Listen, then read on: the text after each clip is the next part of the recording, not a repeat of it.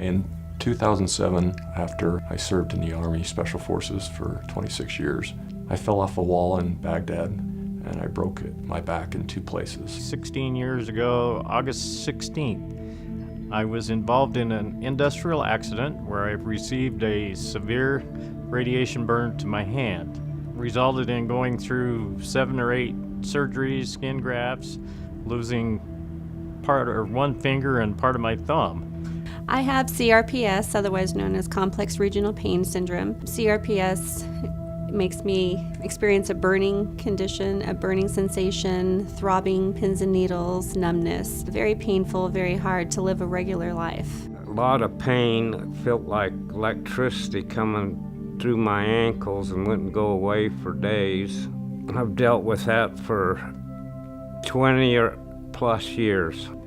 The pain in my hand is constant pain, 24/7. It really never lets up, and I've been on, fairly high doses of pain medication because of the nerve damage and stuff that happened. On my bad days, I was in a wheelchair. On my good days, I was on a cane. I wasn't able to cook, clean, even take care of myself. It's a disease that basically takes your life away.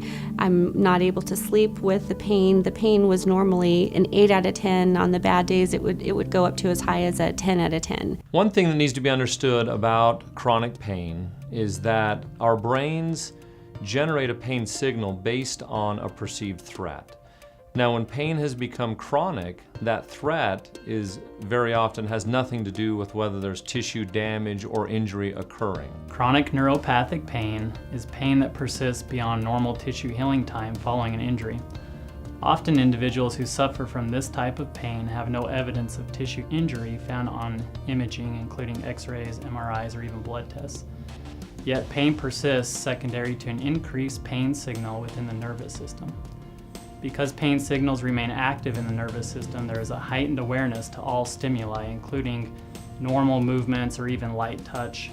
So it's rather normal if you were to touch a hot surface or step on a sharp object for your brain to generate pain as a warning signal. A good example of that is to use the metaphor of, say, your house alarm. Normally, your house alarm is there to warn you if a window is broken or a door is broken, someone is entering and threatening your home or your family. In the same sense as chronic pain, it would be as if when a leaf blew against the outside of your house, and that set the alarm off in your home. This is very much what occurs when people have experienced chronic pain or pain for a very long time. Their nervous system becomes very sensitive and will go off or send alarm signals in the form of pain when no actual threat or injury is occurring. Each of our brains basically has a map inside of it that represents a number of things. For example, if we tell someone or ask someone, think of your grandmother. Before we mention that, they probably were not just thinking of their grandmother. But when we mention that, they're able to recall what their grandmother looks like, or what their grandmother sounds like, or even what she smells like. And different regions of the brain are contributing to that grandma memory, or what we would call the grandma map in their brain. And pain is no different. Our brains, when we experience pain, different regions of the brain light up if we're doing a scan or are involved in sort of producing the pain signal. And what ends up happening is that when pain has been present for a very long time, it begins to take over regions of your brain that were previously devoted to doing other things that were committed to your memory or your focus and attention or sleep centers in the brain. And now they are taken over and sort of involved in generating this pain map. And that is a process that we find in folks with chronic pain has become a much more significant aspect, and it overtakes various aspects of their lives that previously were not involved. And that's why it can disrupt their focus or concentration or their memory or their ability to sleep and function otherwise. When I returned home, they attempted to treat me using physical therapy.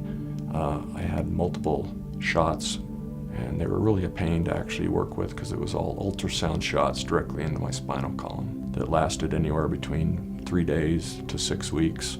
We tried nerve abatement and burning the nerves, and nothing really worked at that point. Tried all different medications, and then in 2010, we finally had surgery, and I had a translumbar interbody fusion where they fused my L5 and S1. Once that occurred, then I started having more muscle spasms and everything on my back, and they sent me to physical therapy, they sent me to water therapy, more shots, more nerve abatements, more medications, and nothing really was working. They gave me a TENS unit because the muscle spasms were so bad. I've done various different therapies and surgeries and medications, such as high-dose ketamine coma for 2 weeks. That worked, but it only worked for about 3 months, and then I was back to the normal pain that I was in before. I've had 2 spinal cord stimulator implants. Neither of them worked. I've done various pain medications, and the pain medications just basically masked some of the pain but never took away all of the pain. I've been through several different pain treatments. They've done work on my spinal cord to try and see if they could block the pain, and it's always come back that anything they could do to block the pain would also block me being able to use my hand and arms. So I resisted trying to do anything that's a permanent nature that would limit what I could do.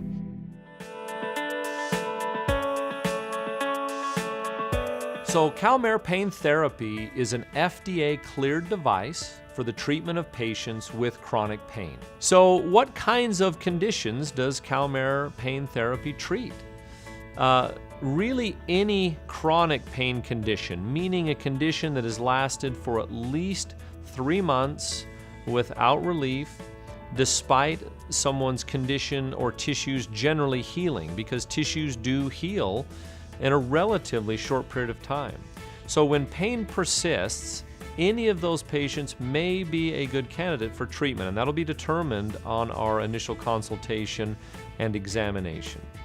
And so these centers in the brain that are now being taken over to generate this pain signal through a process of treatment, both through pain neuroscience education treatment and Calmare Pain Therapy, we can reverse that trend to where the brain can now relinquish some of these areas that were being taken over by these pain centers and now can function more normally and restore their normal functioning as part of the brain and nervous system. It also can reduce this threat level, whatever the perceived threat that is causing this chronic pain to remain is what we need to address. Folks suffering from chronic pain are often frustrated by failed or ineffective treatments. They are often anxious about negative impacts that their pain has on their lifestyle and relationships. The treatments that we offer are directed centrally. They're directed at this centers in the brain and in the nervous system that are perpetuating this pain signal by perceiving a threat. And so in order to effectively and more permanently affect or treat chronic pain, the treatment needs to be directed to those regions. A lot of people have asked us, what is the difference between a traditional TENS unit that's used to treat pain and chronic pain and Calmare Pain Therapy? Because they both involve placing electrodes on the skin and then turning on some amount of electrical stimulation. There's a few major distinctions between these treatment approaches. Number one, a TENS unit stimulates the large diameter sensory nerve fibers. You place it on the area of pain, and if it is helpful, it's helpful only while the device is on. There's not much, if any, lasting effect with a TENS unit. Calmare Pain Therapy, also placing electrodes on the skin, is actually stimulating different nerve fibers. So rather than the large diameter sensory nerve fibers, Calmare Pain Therapy stimulates the small diameter, what are called C fibers. And those are typically the nerve fibers that carry information to our brain and that ends up generating the pain signal. The other distinction is that a TENS unit, actually most of those will go up to about 100 milliamps of stimulation intensity. The Calmare Pain Therapy unit is a very safe, low current stimulation device. it only stimulates at a maximum of 4.5 milliamps, which is not much stronger than static electricity.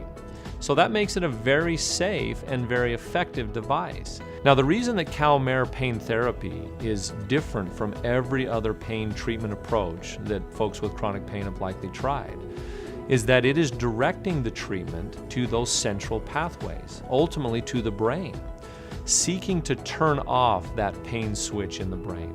The way that that is accomplished is by placing some electrodes on the body, not in the area of pain, but around the area of pain. But the purpose is that we have to have healthy peripheral nerves to send information to your brain that the brain believes is coming from you, that is coming from your body or coming from self. It helps to remap or reorganize the painful area. Our approach with Calmare Pain Therapy is, number one, to identify appropriate candidates for the treatment. Because it is not treating everybody with chronic pain, we need to identify those folks who are going to respond the best and be able to either reduce significantly their level of pain or eliminate it altogether. Many of our patients will come in with 7 or 8 out of 10 level pain, and when we place the device on them and begin the treatment, their pain will go to 0 or very near 0. Hearing about the Calmare, I come in very skeptical and went through the first session of the Calmare treatments, and it's the first time in 16 years that I've been able to feel some pain relief on my hand. I've also, since that time, developed painful neuropathy in my feet, and it has done wonders for that also. It's worked really well. After the first 5 or 6 treatments, I could start to feel the difference right after the treatment. And it seemed to just build on that. The first time I went through it, I went through about 14 sessions with Calmare. And each one, it seemed to get successively better, and it seemed to last longer as I'd leave. It got to the point where I could feel sensations in my hand that I haven't felt that were actually being masked by the pain. I've been over a year without gabapentin, and the treatment seemed to be working really good at getting rid of the needles and pins and the electrical fillings out of my feet. I'm back to being me again. I heard about Nate Savage and what he was doing with the Calmare system, and so I came to one of their clinics and to see if it would work. But it was almost within 15 to 20 minutes after it started working that my muscles almost relaxed and all the little knots dissipated. And because coming into the session I couldn't touch my toes, and at the end of the session I could touch my toes no problem.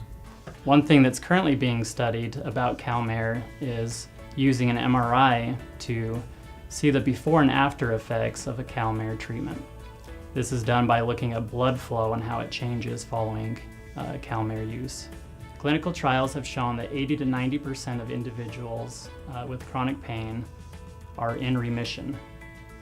The remission period lasts 3 to 4 months, and then has a need for booster treatments every 3 to 4 months thereafter.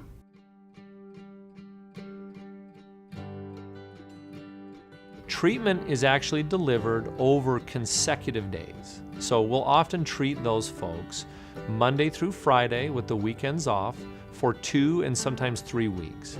The research shows that it requires typically about 10 to 12 visits consecutively in order to get them out of pain. We treat them. Treatments last usually 45 to 60 minutes per session, and we treat them until their pain is gone or significantly reduced for 24 to 48 hours. At that point, they have completed that course of treatment. We then watch and monitor their pain relief over time. The research shows that it lasts for typically 3 to 6 months until pain may begin to increase, but it's usually not worse than before.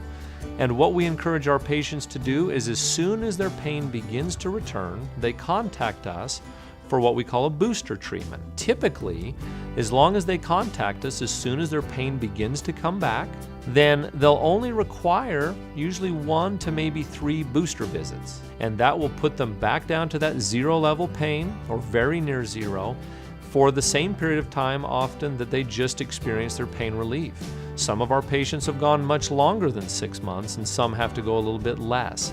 But either way, their pain is reduced to the point that they can return to their daily activities, their work, their family, and experience a much better quality of life. Also, what we find in virtually every patient that responds to Calmare Pain Therapy, they are able to significantly reduce or eliminate altogether their pain medications that they've been taking sometimes for many years.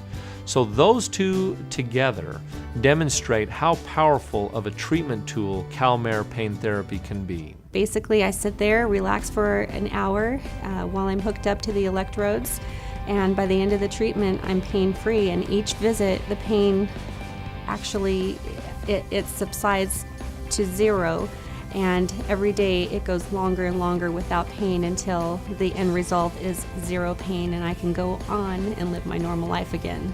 So with Calmare, it brings it down to 0.